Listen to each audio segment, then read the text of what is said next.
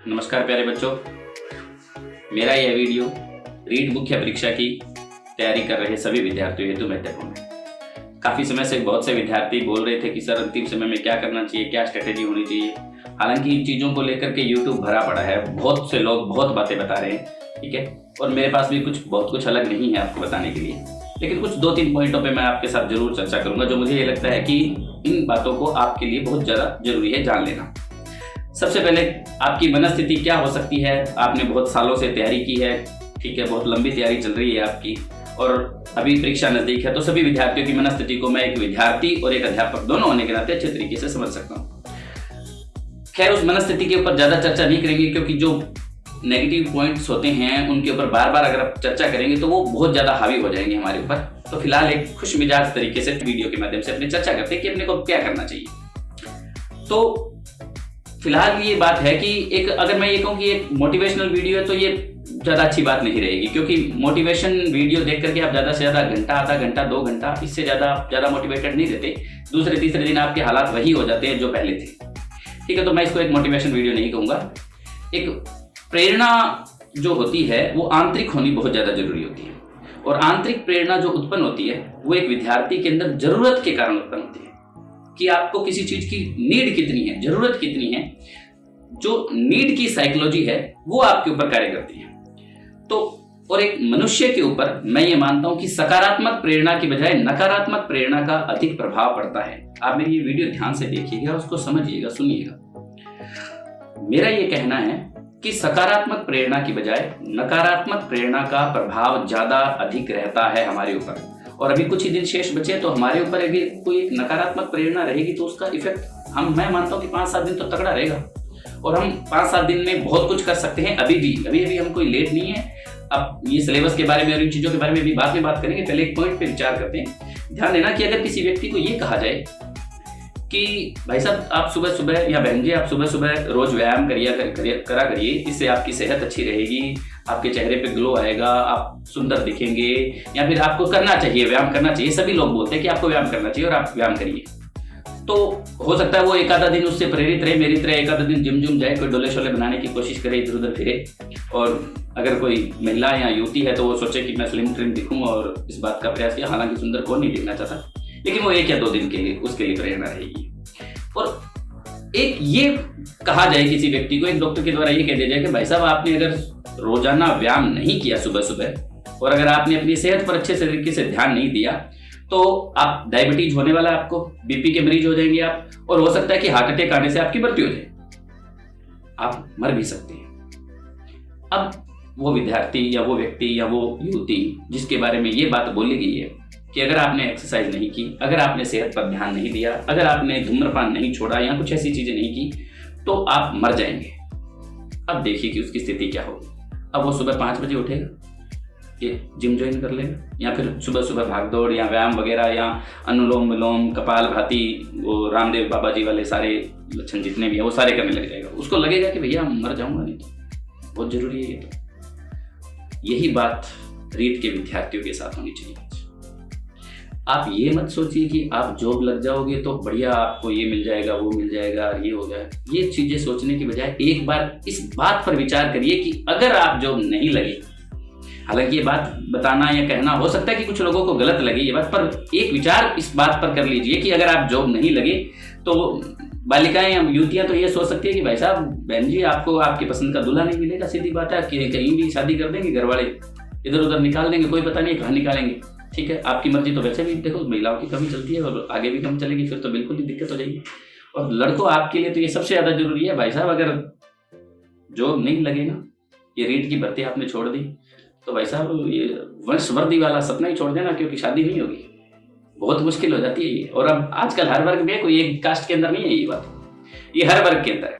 और बात केवल शादी की नहीं है, बहुत से ऐसे सपने हैं जो आपने अपने माता पिता, अपने भाई बहनों के लिए देखे होंगे, आप किसी को भी पूरा नहीं कर पाएंगे। उन सारे सपनों पर विचार कर लेना, अपने माता पिता के बारे में सोच लेना, और जिन्होंने भी आपके लिए जिंदगी में बहुत कुछ किया है उन सब के बारे में विचार करना, और फिर देखना कि अब आपको किस तरीके से तैयारी करनी चाहिए।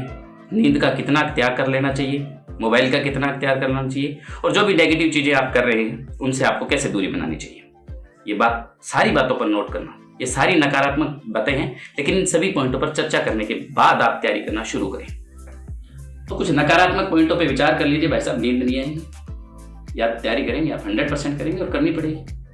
और अभी भी 6-7 दिन शेष हैं। इन 7 दिनों के अंदर एक अच्छी स्ट्रेटेजी होनी चाहिए हमारे पास, और वो स्ट्रेटेजी क्या होनी चाहिए उसके बारे में भी चर्चा करेंगे। और अभी जो रीट की तैयारी करने वाले महिलाएं हैं खास तौर से, वो ये सोच लें कि भाई बहुत मुश्किल से आपकी सासू ने आपके लिए समय निकाला था, है ना, आपके पति ने बहुत आपके लिए कॉम्प्रोमाइज किया, बहुत कुछ त्याग किया आपको तैयारी करवाने के पीछे, और अगर आप सिलेक्शन नहीं हुआ तो फिर वही चीजें वापस, ठीक है, डाटा भी यहाँ को मारेंगे ज्यादातर सावधान। ये तो देख लो थार तो भैया पोटा बठलिया बेसारा तैयार है, ठीक है।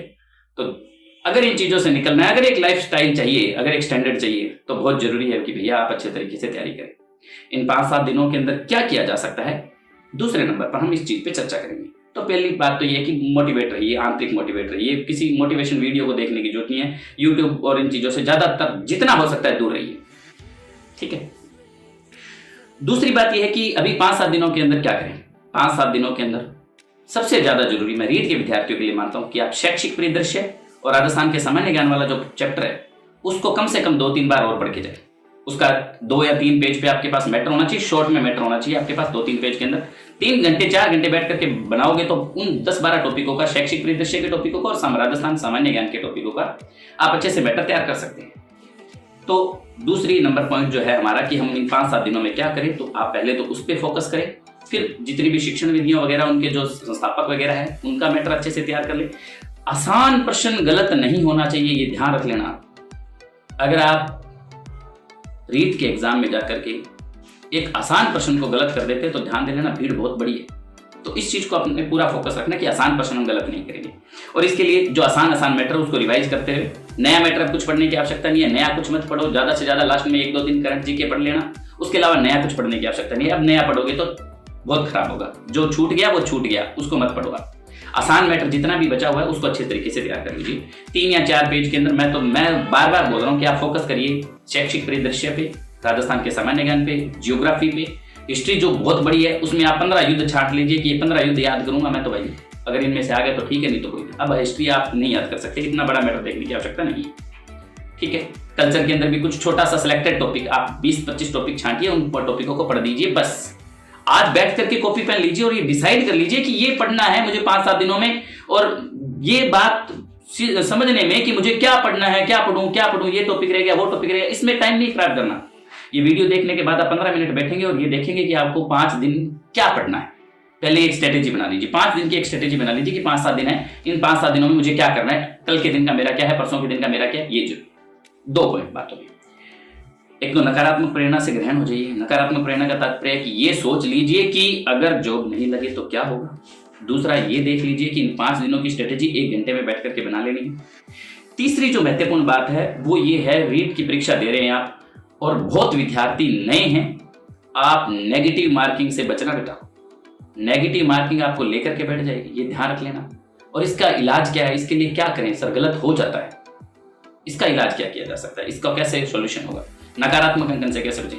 देखो अगर आप 150 का जो प्रश्न पत्र है उसमें से 5-7 प्रश्न गलत कर हो जाते हैं तो कोई बड़ी बात नहीं है। 10% तक गलत होना कोई बहुत बड़ी बात नहीं है। 7-8-10 प्रश्न गलत हो जाते हैं, ठीक है, लेकिन हालांकि इनको भी सुधार करना है। 10% भी गलत तो नहीं होने चाहिए। खैर फिर भी अगर हो जाते हैं तो कोई बड़ा इशू नहीं है, लेकिन इससे ज्यादा गलत प्रश्न तो आप ये सोच लीजिए कि आपका सिलेक्शन खत्म। नेगेटिव मार्किंग आपको लेकर के बैठेगी। मैं बता देता हूँ, जिन विद्यार्थियों की तैयारी अच्छी है वो नेगेटिव मार्किंग से बचना। पेपर पढ़ते ही आपको स्तर का पता चल जाता है। आप पहला राउंड, फर्स्ट राउंड निकाले, फर्स्ट राउंड को अच्छे तरीके से, जिसमें आपको 100% ये है कि बिल्कुल मेरा ये उत्तर है, ये सही है, नहीं है और है, इस शब्द को ध्यान में रखते हुए पेपर को पढ़ते समय नहीं है लिखा हुआ है या है लिखा हुआ है, इसको ध्यान से देख लेंगे, ठीक है। तो दूसरा जो मेन पॉइंट है वो नेगेटिव मार्किंग है। नेगेटिव मार्किंग से बचना है। नेगेटिव मार्किंग से बचने का तरीका यही है, अगर नहीं आता, नहीं सुना तो छोड़ दो। छोड़ने में ही भलाई है। नहीं आता, नहीं सुना तो छोड़ देना चाहिए भैया। किसी भी हालत में 10 प्रश्नों से ज्यादा प्रश्नों पर रिस्क नहीं लेना पड़ेगा। फर्स्ट राउंड में जो आ रहे हैं वो ठीक है, सेकंड राउंड में 10-12 प्रश्नों से, 15 प्रश्नों से ज्यादा प्रश्नों पर रिस्क मत लेना, ठीक है, क्योंकि अगर नहीं आता तो फिर सिलेक्शन है ही नहीं, सीधी बात है। नेगेटिव मार्किंग तो नहीं लेके बैठे ना, कम से कम नहीं आ रहा तो नहीं करना, छोड़ना है उसको, ठीक है, सिर्फ 10 प्रश्नों पर रिस्क लेना, इससे ज्यादा प्रश्न पर रिस्क नहीं लेना, मेरा ही मानना है। बाकी देखो आपको अपनी स्ट्रेटेजी है, अपनी सोच है। तीसरा जो महत्वपूर्ण पॉइंट है कि सर अब और क्या किया जा सकता है, इन नकारात्मक अंकन से और बचने का क्या प्रयास हो सकता है। आपके पास 5-6 दिन शेष बचे हैं या जितने भी दिन शेष बचे हैं, रोजाना एक मॉडल पेपर जरूर निकालें। सबसे ज्यादा जरूरी चीज है, रोजाना आप एक मॉडल पेपर जरूर निकालेंगे। एक मॉडल पेपर करिए, उसमें देखिए कि आपकी क्या स्थिति बन रही है, आपसे नेगेटिव कितने हो रहे हैं। मेरी जो स्ट्रेटेजी बताई गई है कि पहले राउंड में वो करो जो आपको 100% आते हैं, आप श्योर है वो कर दिया आपने। उसके बाद आप देखो कि किन में आपको डाउट है, और ऐसे सिर्फ 10% उठाओ, सिर्फ 10%, उससे ज्यादा मत उठा लेना, मर जाओगे तुम, गलती कर जाओगे, फिर रोगे बैठ करके, 100% रोगे, ये श्योर है।